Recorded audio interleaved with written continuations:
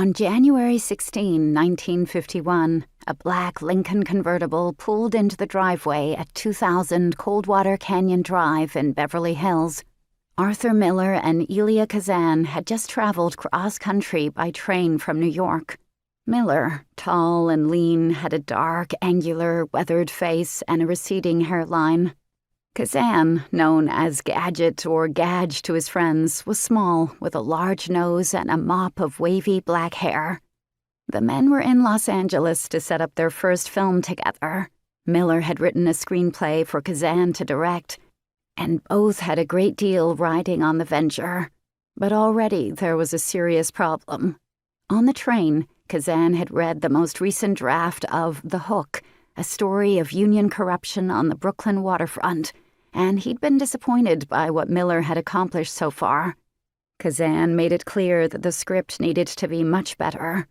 Greeted at the front door by a servant, Miller and Kazan entered the home of Charles Feldman, a prominent Hollywood agent and independent film producer.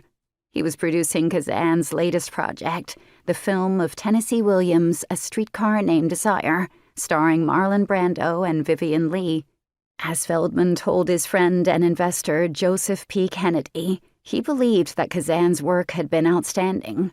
Shooting had been completed before the holidays, but some post-production work remained to be done. Feldman, away on business and anxious to keep the director happy, had offered Kazan the run of his art-filled house. An inveterate collector, Feldman purchased paintings and bibelots in quantity, often sight unseen.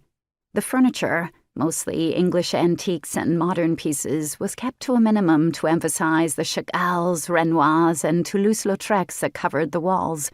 There were Thai bronze Buddhas, there were Ming and Sioux stone heads, there were Tang and Chu horses and birds. In the garden, steps led up to a heated swimming pool, beside which Miller set up his typewriter on a glass table. To understand the strain he was under, it is essential to keep in mind that The Hook was not just any screenplay.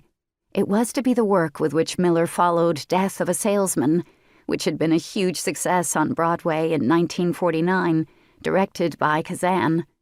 Many critics thought the 33-year-old Miller had written the great American play, and some pronounced it the century's finest drama. There was a price to be paid for a claim of that magnitude.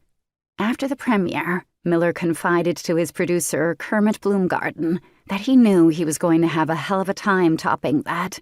Indeed, there had been moments when Miller wondered whether he would be able to write another play at all. As Kazan perceived, Miller was not a playwright who invented stories. He needed to find his material in his own life. Yet The Hook was not based on anything Miller had actually experienced. The screenplay did not come out of a crisis that he himself had endured, and as a result, he did not completely trust it. Miller began to worry that for a man his age, he had not lived enough.